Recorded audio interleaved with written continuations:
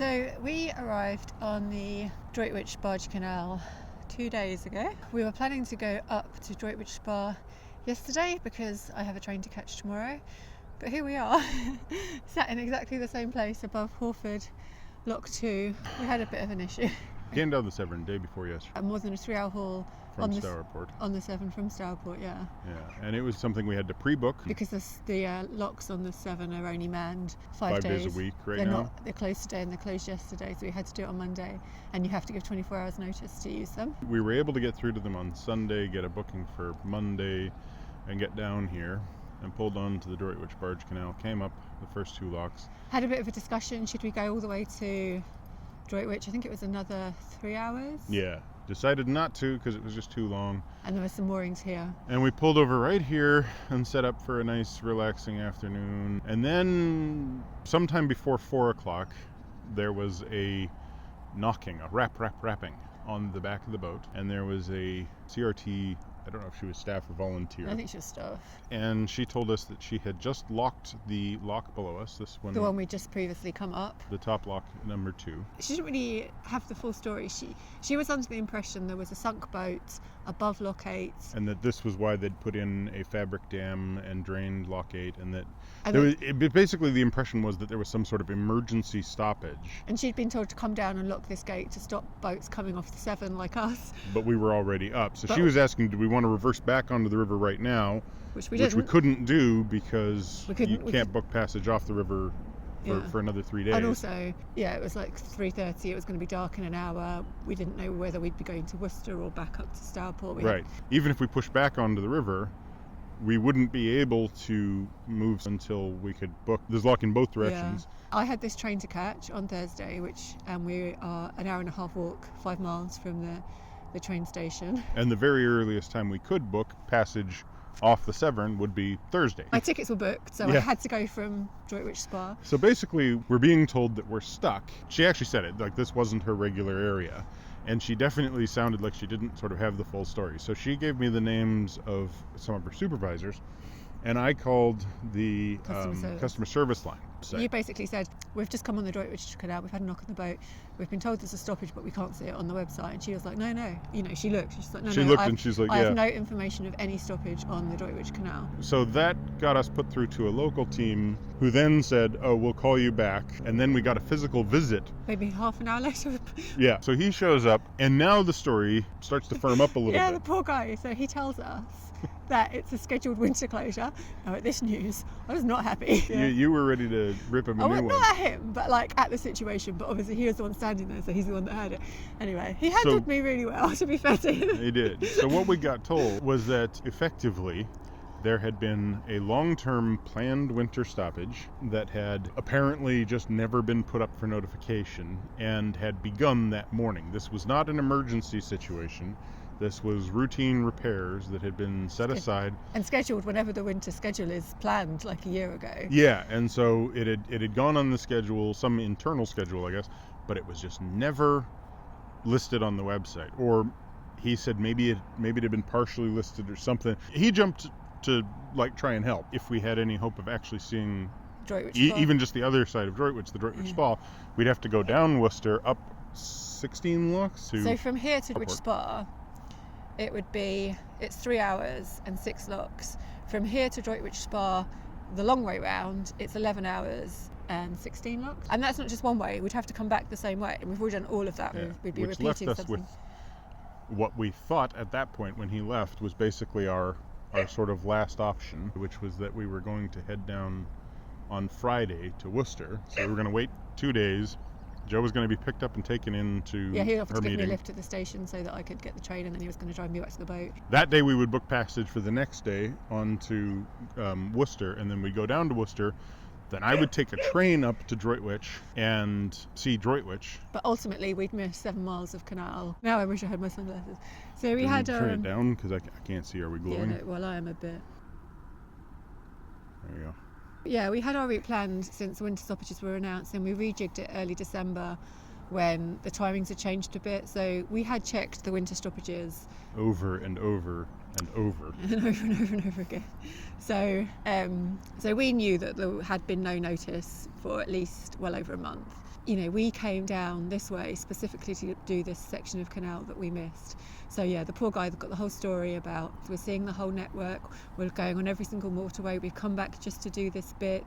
I've got a spreadsheet for the winter stoppages. I do have this thing that sounds like an obsession about doing all of the canals, but really there's a point, there's a reason. Like he was sat on the front. And we're going to have to come back. Well, wherever we end up at the end of this journey. Yeah, just to do part of the Droitwich. Because somebody was incompetent. Yeah. And he was sat at the front of our boat and we were showing him our map and we were laughing by this stage, but poor guy had been on his way home like an hour earlier.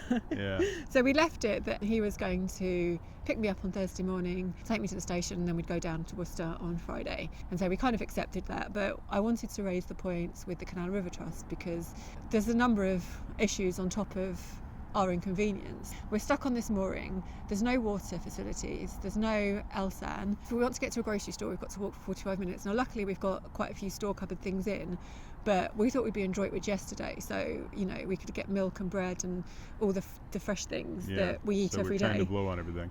Say we had been in different circumstances, say we had not been physically fit and able to walk to the grocery store, or say we'd had an empty water tank, or say we had work commitments and we had to get the train, or imagine the Severn was in major flood, or medical appointments, or imagine like Michael said, say it had been raining and the river was in flood and they've now locked this lock next to us, and so boats coming off the River Severn can't get on the moorings that we were on, which we were told were like refuge moorings for when the river is in flood. So if you're going to put in refuge moorings above the river, why block the passage from the river with a big padlock? There was a few things that I didn't understand and I wasn't happy about, and I just wanted an explanation as to how someone can go ahead and drain a canal without first checking that your customers know.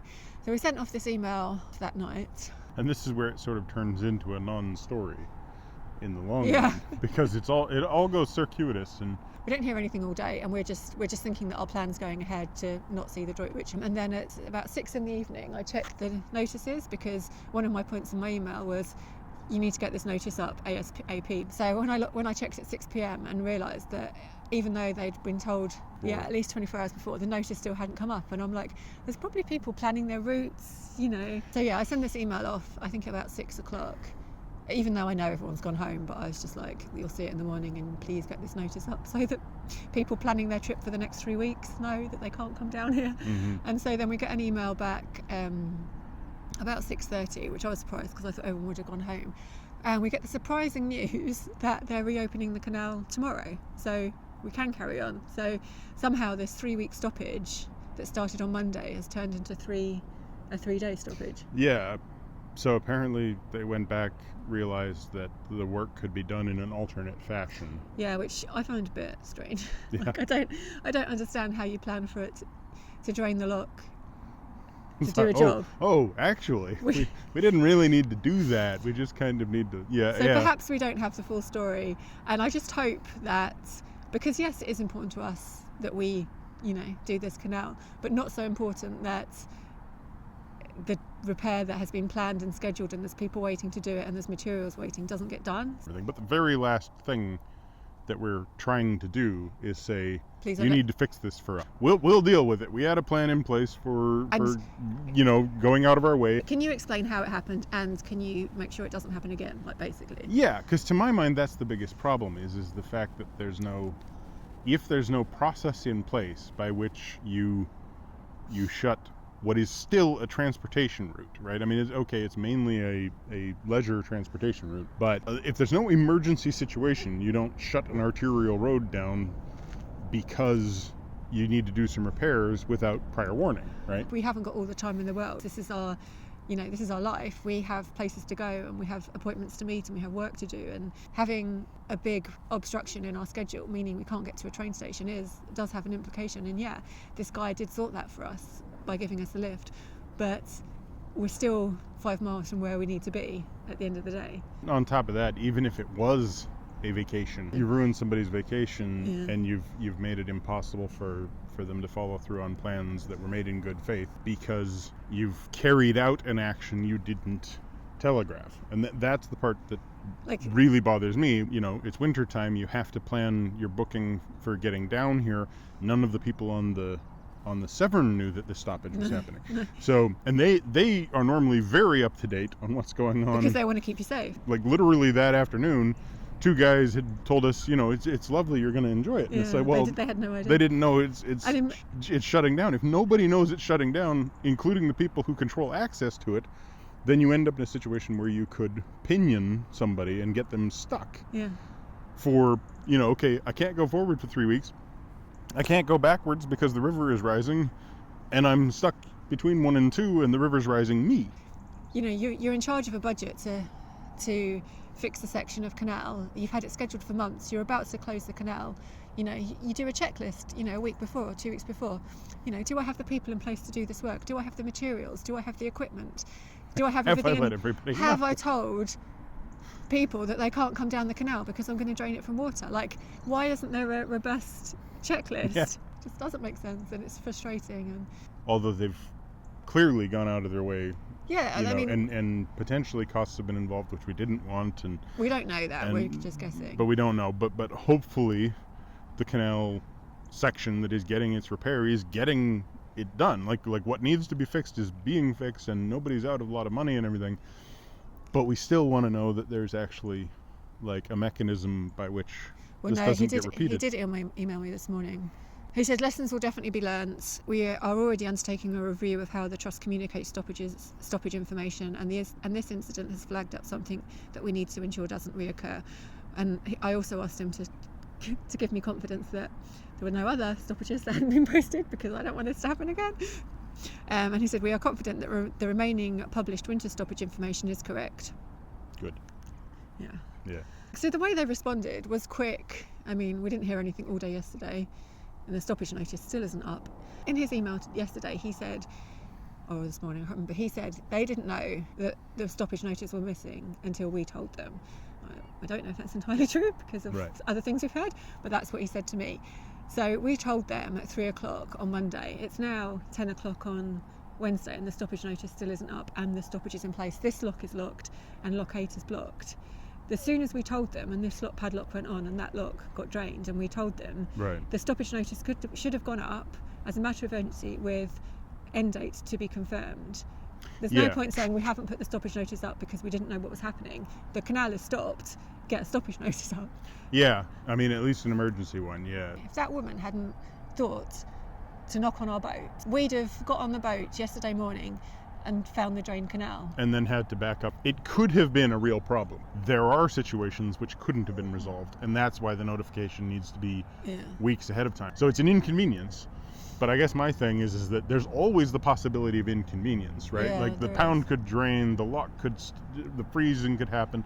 There's always the possibility of inconvenience. You have to be prepared for the inconvenience. 90% of this is understanding that you don't get to move as fast as you want to. But that's why we were going to arrive in Droitwich Bar on Tuesday for a train on Thursday and not turn up on Wednesday for a train on Thursday. Yeah. Turns out we should have turned up on Monday for a train on Thursday, but So it is a bit of a goofball situation. It's meant really that instead of spending several days sitting in Droitwich, which was our plan, we're spending... being tourists and looking around the shops and eating nice food. Spending several days sitting beside a nature preserve, a brick road and a teepee full of children. Yeah, so these things happen. It was human error.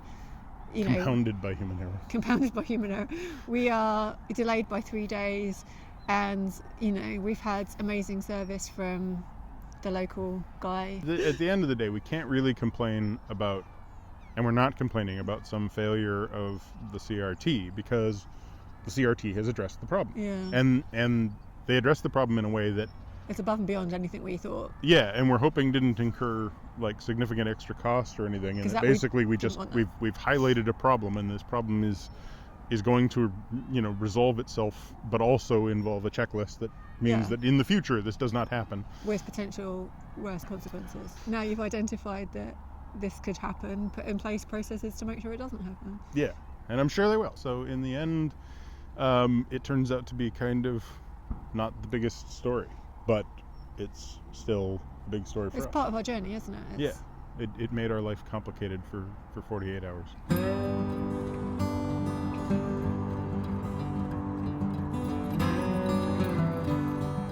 It's Friday. We've been here since Monday. George is throwing the ball.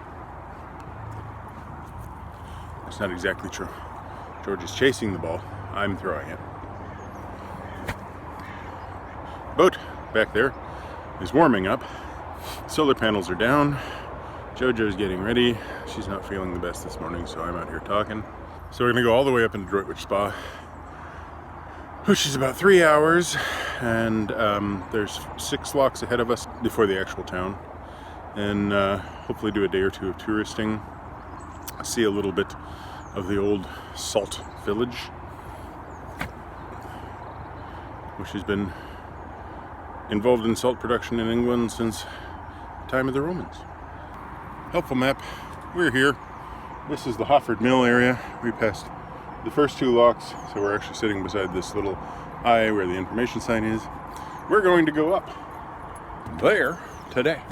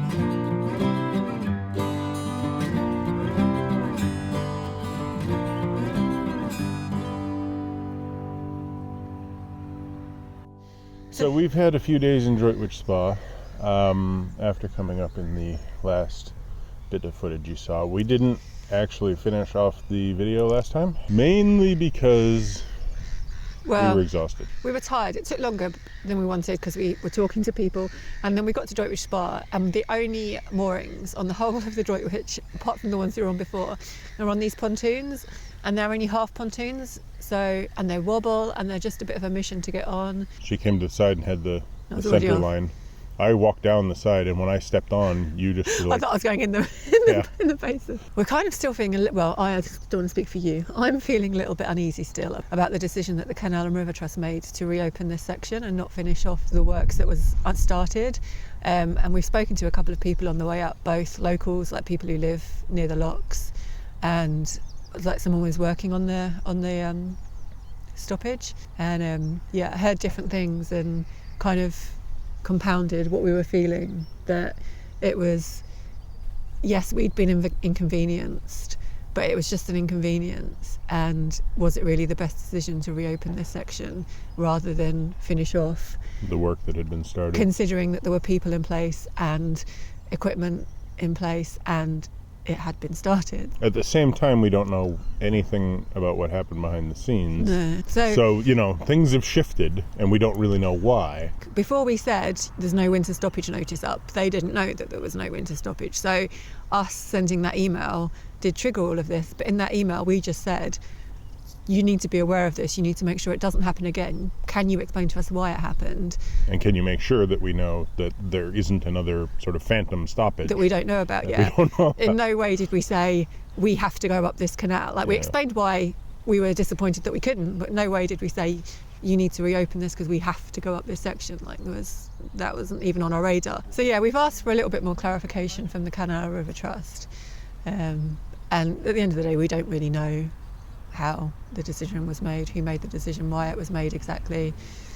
Yeah, or that the decision wasn't the right one. Like for us, it was just a bit of a surprise. We don't know what happened behind the scenes, but we do know that work that had been started and that a coffer dam, like a fabric dam that had been put in place and a lochtee watered, was rewatered and the dam was removed. Some locals who were there around the lock, some neighbors of the area, were pretty upset that work had suddenly stopped and that things had reversed.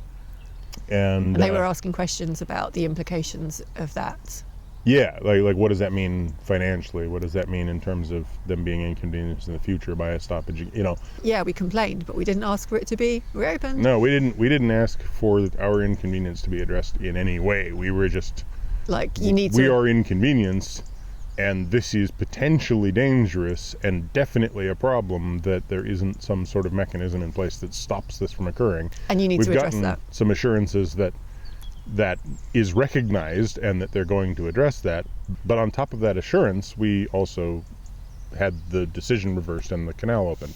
And that part seems just something we're a little uncomfortable with, because it's like, did we, was that because of us? And did that decision happened within 24 hours as well? So I'm just editing this vlog, and in editing it, I realised that we told you the questions that we asked the Canal River Trust about our concerns, but we didn't really let you know what they came back and told us. And they were pretty good at replying to our emails and answering the questions we had, so I just wanted to let you know what they'd said. The first thing we missed out was how this error had happened in the first place, so how there was a closure on the canal for a planned winter stoppage without a notification being on the website, and this is what they said. In short, there was originally one stoppage notice online relating to two stoppages, one for repairs to the wall of Lock 8 and another for a bank repair nearby. The stoppages were being carried out by different teams, and the team carrying out the bank repair notified the waterway team, who post the online stoppage notices, that they no longer needed to close the canal to complete the bank repair. Unfortunately, due to miscommunication, the entire stoppage notice was deleted from the website, including the information about the stoppage that still did require closure. So basically, somebody done messed up. Yeah. We understand how it happened, but the point remains that there should be things in place to stop that happening. Yeah, oh yeah. We were also worried about there being like a overly quick response, which led to there maybe being extra costs and or degradation in the actual work that got completed. So this is what they said. Once the lock was emptied, we were able to reassess the design solution for the works, and we are now installing sheet piling instead of the original planned masonry rebuild. We did consider this option initially prior to the dewatering, but we were aware that there was an amount of debris and the old foundation in place, and this would have made the installation of piles difficult. Once we had a dam installed, we were able to remove any debris and discovered that we were able to remove part of the foundation, thus enabling the revised piling solution. Of course, this also meant we could reopen the navigation. There has been minimal impact on cost as a result of this change. We had the sheet piles in stock and have taken the bricks that were purchased for the masonry rebuild back into stock. These will be utilized elsewhere as they're common to other canal areas. We've had to hire in an excavator and piling equipment, but the reduced hire period for the dam will set off this cost. We will also be able to complete the work slightly ahead of the original plan, so we will have a small savings in overall team costs. So yeah, they're the answers we got. So we thought, because the Canal River Trust had taken the time to come back and let us know those answers, we thought it was important that we shared them on this video. Yeah, especially because it's really good to hear that at the end of the day, like, there were extra outlays, but they'll be offset. Mm-hmm. So that was the drama on the Droitwich. Hope you enjoyed the video. If you liked it, give us a thumbs up. Let us know what you think in the comments down below. Subscribe if you haven't already, and hit the bell if you want notifications.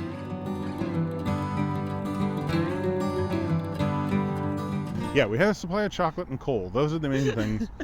The boat back there is powering up. The boat back there is powering up. And I should say, the boat back there is warming up. And George has lost his ball. 1 second. 1 second. George, you got to use your problem-solving skills. How do you solve your problems, George? Cause and effect. Cause and effect.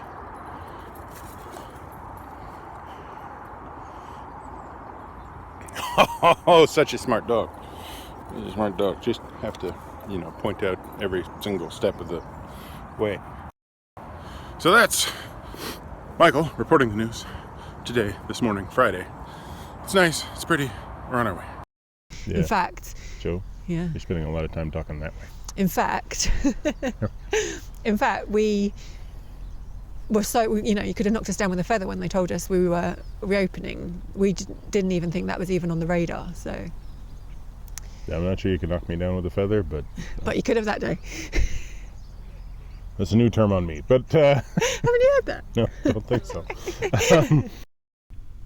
We are standing here staring at a camera. I'm not. I am. You're like white, and I'm like mud. It's because you're directly in the light reflecting off the water out there. Oh, but now we're switching sides on the recorders, and we'll sound weird. It's still white. Yeah. It's just my swarthy complexion. It's the Russian. Move over. Move it over. So, we're just not that far. Come back. You're so annoying. In short, there were originally one... No, hold on. Because... Blah, blah, blah. Can you say that? Nope. So... And hit the bell if you want notifications that we've put a video out. Oh damn, I was doing so well.